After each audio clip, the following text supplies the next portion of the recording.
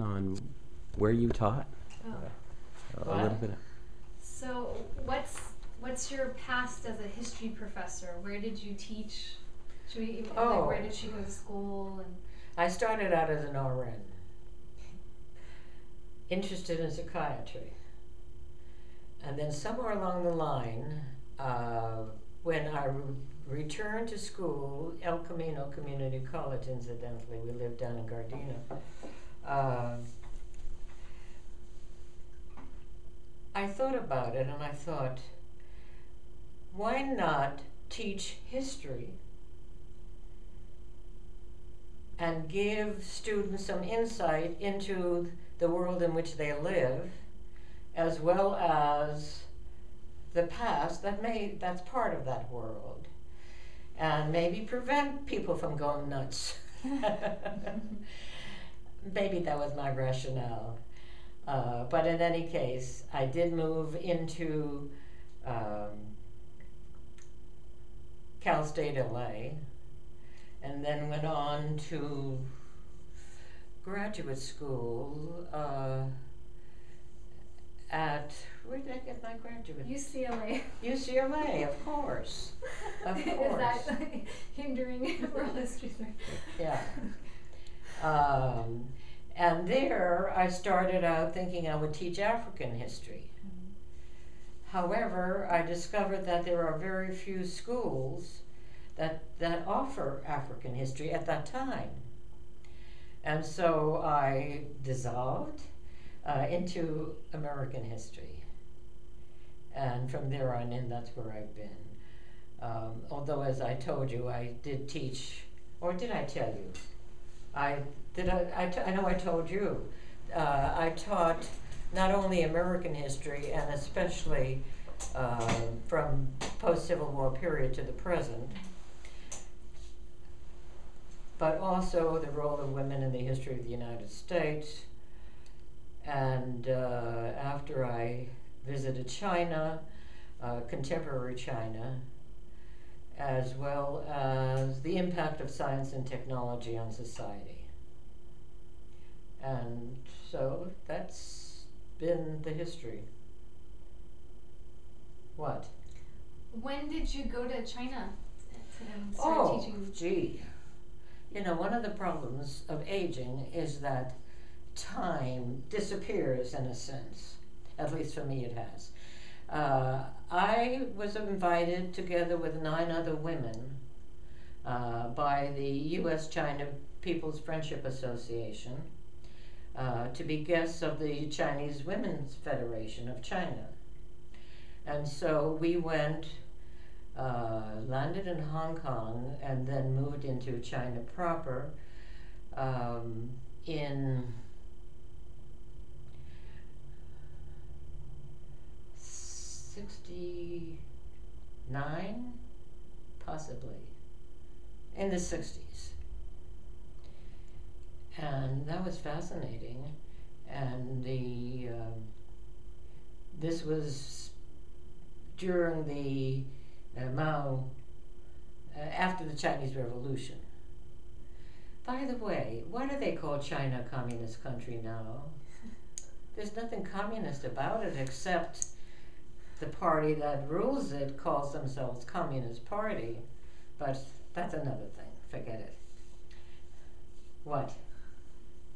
You just made me think more about how your approach to teaching history. So I remember you said earlier about in your women's history class that you felt the students didn't grasp the oral history that in the way that you would have wanted them to. How would have you changed it if you could go back into time? And well, unfortunately, based upon what I've gotten from one daughter who teaches history, as well as other friends, historians, is that what is offered now is a very mechanical, test, yes, no, true, false, and my daughter really shocked me when she posed a question in opening class asking them, what is history? And there were very few people who really understood what is history. One of them wrote, what's in the textbooks, what happened, a few of what happened in the past, but it was still a very narrow insight. So I fault the education system, even when was it? Let's see, I'm retired 21 years. My God, 20, yeah. And I taught it for about at least 15. So I'm talking about some time ago when these students had some more history than is given today. Nonetheless, they had not thought about the role of women, I don't believe.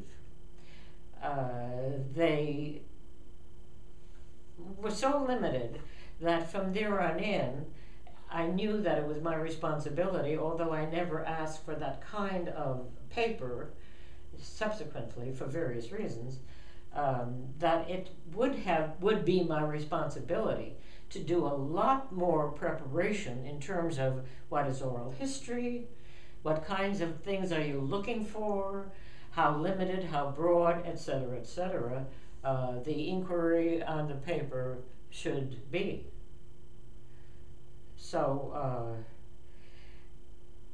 oral history was the history that was used. Forgive me, I forget what Anitra and I talked about and what I have said today.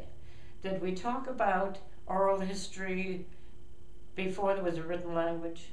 Yes. Mm-hmm. Okay, forget it.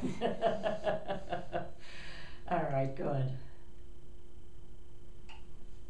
You can edit a lot of this stuff. So, when did you start teaching, and where have you taught? I started teaching at El Camino for a short. I was a TA at Cal State, but I was still taking classes. I started teaching at El Camino 50-some years ago, and then I moved to Valley College in 68, 69, and I taught there until the 1990, yeah. And yeah. So, teaching history during those eras, on Valley College, did you feel that it was heated around the whole civil rights movement? How were your classes? Were there more students wanting to learn more about American history? Did you feel like there was a surplus of people trying to understand history? The classes were always filled, so I don't know whether it was political actions being done at the time or what. I never asked them, why are you taking my class? The women's class, though, there were periods when they were not as filled as I would have liked. There's variation for all kinds of reasons, I assumed. But by and large, did I have more political activists? Well, I don't know what they came in as, but they certainly went out more political activists. Go ahead. So getting back to oral history, Yeah. and we might have asked this in a slightly different way, but can you elaborate again why you think oral history is important? Oh, it's very, very important. Go back to what I said before, that most history, except for the oral history in the very, very pre-writing and small local communities, and even there were official oral historians, so that could have been even more biased too, representing power structure. But certainly, since written history in, let's take the United States, it has reflected certain perspectives, certain class, certain goals, because you're educating people. You want them to absorb and think in certain directions. So oral history contributes to that quite narrow perspective by bringing in all the groups that have not been represented until relatively recently. I think that in the United States, oral history per se became acceptable, or began to be acceptable around in the early 1940s. So that we do have greater insights and greater perspectives, taking into consideration all kinds of areas that have been really non-existent in so many of the histories that we have grown up with. Would you agree? I would, definitely. It Sure. sounds like it's the missing key for Mhm. it sounds like it's part of the missing key to fully represent history and people. And of course, when we understand who we are and what our society is made up of, not simply what we are told by the older forms of history that we got, it gives us greater opportunities to change what we don't like, because then now we understand it, we know it, we exist. Yeah. What are you smiling at? I agree. I think that's Oh, beautiful what you okay. said. I have a question building off of what you just said. When you said that it began to be accepted around the 40s. I said, I modified it. It began to be introduced around the 40s. Yeah. But prior to that, what kind of biases among scholars were kind of put on oral history? Why do you think it wasn't maybe as accepted as it would be now?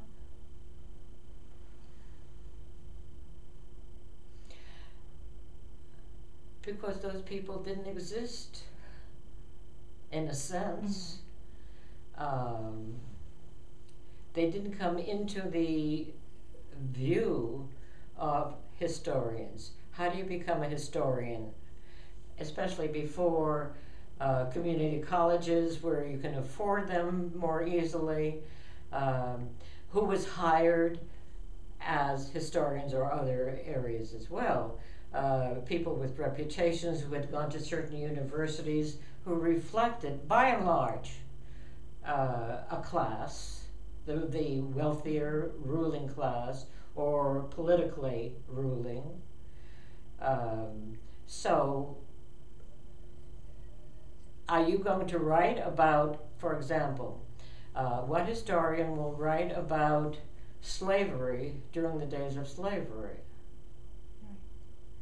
Except to talk about, the nigger who works in the fields. That doesn't give us any insight into what's going on, and as an example. And the biases, Asian Americans, Asians didn't really come into the United States until when? The late 19th century, let's say, or the transcontinental, a little earlier than the late 19th century. Who cared? They're there to work. They don't enter into our lives. Therefore, they are of no importance insofar as our history is concerned. So, does that give you? Yeah. Yeah. The reason I ask is because one of my fields is early Latin America, and I know that during like the 1970s, 1980s, there was kind of an uproar when historians of the field started introducing or using interdisciplinary studies like sociology, art history, where the more traditional scholars would say, that's not history. Mm-hmm. What we do is history, looking at all these cultural references using sociology as in history. Yes. So. Sure. It was a very elitist kind of approach to history. Anitra, you're asking the questions. I assume that you're not. We're both asking. Yeah, okay. Raphael doesn't have any questions. Do you have any questions? Well, actually, you work at KPFA, and they often do. Say it again. You work at KPFA, and they often do pieces, oral history pieces. They often do. Oral history pieces. You hear them in other radio stations too, right? So, what is it that you think that a historian adds to an oral history piece as opposed to a journalist? Like, have you ever heard maybe a piece on the radio where you thought, a historian could have done that better? I would have added this. In relationship to a journalist? Well, you hear often on the radio oral histories being done, and they're journalists. They're not trained historians. And oral histories are done by historians as well. And is there a difference, you think, in the approach between the two professions and how they approach an oral history project? Have you ever heard an oral history on the radio, like maybe a piece from KPFA where you thought, a historian would have added something different? I could have brought something different to that piece. Would you say that it depends on the subject? The journalist is presenting what you're calling an oral history, okay? The journalist also reflects a job with a salary, with certain imperatives that are part of that particular station. The historian has the same kinds of considerations. Is he or she working for a living and getting paid for being a historian? What is his or her reputation as a historian? What are the values, etc.? So I don't think there's any clear-cut answer to whether one can do a better job than the other. There are too many variables that come into play. They both may be very equally capable of doing a good job or an equally good job. They won't necessarily, their work won't necessarily reflect that depending on these other variables. If one, though, was more educated in history and how our society works, do you think that they would have an advantage to give a more well-rounded? That might be an advantage. The journalist, on the other hand, I would presume, has interviewed somebody to create the article for that oral history, which also is an advantage. Unless, are they both in contact with the subject? Yes. With the individual? Yes. Okay, that even makes it more complicated in a sense. Which one do I think under those circumstances would be better equipped? I have to go back to what I originally said. It depends. It depends on what's in it, what's the advantage or disadvantage of doing what they're doing in a most productive way. I don't think there's an absolute answer. Do you? No, I think it depends on the subject. Yeah.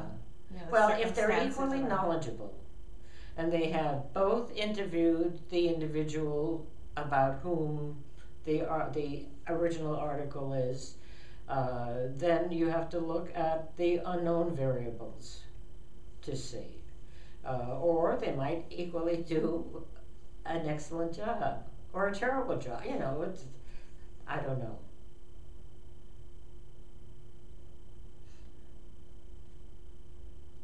What? So along those lines, I'm looking at this question here, it seems interesting to ask now. What are the positives and negatives of focusing on recent or contemporary history? What are the paths oral historians can take to recreate the modern? One question at a time. Okay, the first one. What are the positives and negatives of focusing on recent contemporary history? Focusing on? Recent contemporary history. Well, obviously there are, again, it depends on the subject. If I'm going to talk about computers, can I do a good job just focusing on the contemporary, on the recent information about history of computers? Or do I have to go back into the history of technology to show how society has approached and addressed technological changes? What have they been? What changes did they make? And move on to the present with computers.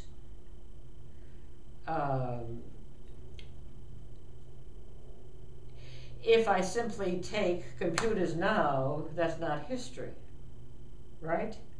And just ignore the rest. So when you ask me what are the positive and negatives of concentrating only on contemporary history, it's not history. Because history can't be only What do you mean by contemporary, by the way? We didn't define that. What would you guys say? Well, not to jump off too far, but I was thinking of the question maybe in a different way. Like, let's say you're going to do an oral history on somebody on an African American person who lived through on what? An African American person who lived through, let's say, the Civil Rights Movement. Okay. Would you think that an oral history would be better now, looking back, or done at the time? When you say an oral history be done at the time, you're talking about interviewing somebody currently. Yes. What would be a more true, valid history? Would it be now looking on the past, or maybe taken right after that period? But you're talking about history, oral history. Oral history, if I want to look at an African American during the Civil Rights Movement, I have to look at the history of that African American, not only incidentally his own life before the Civil Rights Movement, but also the history he has gleaned from his ancestors, his parents, his contemporaries, all through his growing up. If you look at just the contemporary, it's not history. So it's very important that you have a perspective of time when you're looking at history. It's not a static thing. It's never a static thing. Okay? So if you're interviewing someone that's looking at their past and trying to tell Yes. you their history, how much do you think memory or bias will come in? Bias? If it's later in time for them, do you think that it's basically asking the question again? Would you get a more accurate reflection of what the person went through by asking them after the fact, now that they have time to sit and think about it? And well, in the first place, I think you must be very, very careful in assuming that one individual or even a few individuals will give you, I was going to say valid, a broad perspective of the civil rights movement. Because each of us sees things with our own eyes and our own lives and all the things that go into it. So you have to be interviewing not only one individual, but many, many, many individuals. You also have to examine the literature on the civil rights movement. You have to look at all the sources you can find, and as many sources as you can find, in order to come to any kind of reasonable, I hate to use the word conclusion, but to have an honest evaluation of the civil rights movement and being black in the United States, if that's where you're looking. Okay? Mm-hmm. Is that? Yeah, definitely. So should we just ask the last one about memory? Is there anything else you want to ask about history? Earlier you said that in a few of the classes you would ask your students to participate in an oral history project, to interview elderly people, or you were surprised at what they thought, they thought was old. What came of some of these projects? What did you learn from years of? I think I told you, this was at the women's class, that the next time I would offer it, I would be very, very cautious, and not only in phrasing the project, but also explaining oral history. And I think I might add, what do they think, the writer, of certain aspects of what they have of whom they have just interviewed, which would give me a perspective of any biases they might have injected into their interviewing, which is something that a historian in oral history, no, I suppose any history, but especially an oral historian, must be very, very careful of. Because it's not like you're looking at a computer and you can analyze it. You're looking at an individual with certain values, attitudes, and all the things that I have mentioned before, coming to somebody who has equally these kinds of things. So it must be very, very careful. Do you remember any of the topics that your students interviewed? Are you kidding? That came up. Are you kidding? I can't remember my name anymore.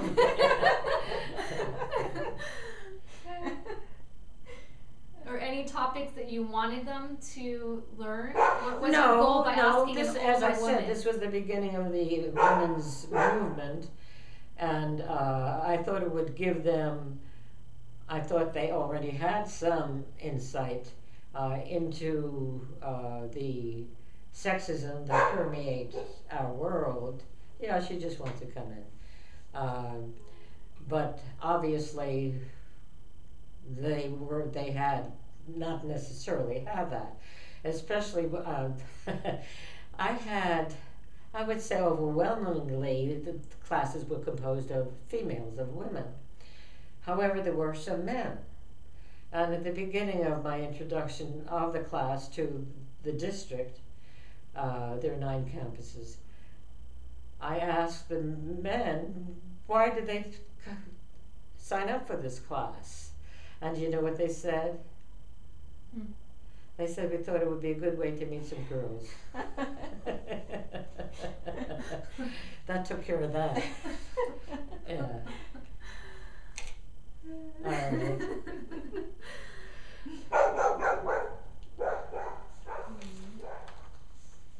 Go ahead. Got more? Is there anything else that you guys think?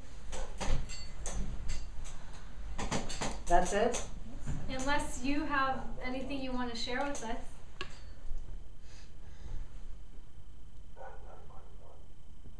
No, I'm very impressed, incidentally, that your class is offering this opportunity on oral history, for the students. And it shows how much the area has grown, which is very, very healthy. Otherwise, Do you miss teaching? what? Do you miss teaching? You ever? Do you miss teaching? Yes, I miss the students.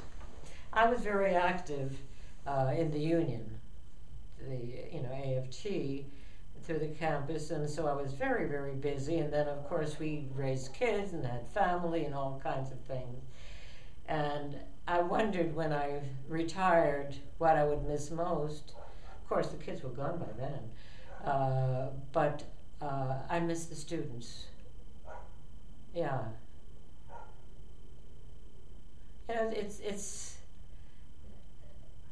It's exciting to hear minds work, explore, and it was good. Yeah. Okay, thank you very much. Thank Would you. you like Thank something you. to eat? We got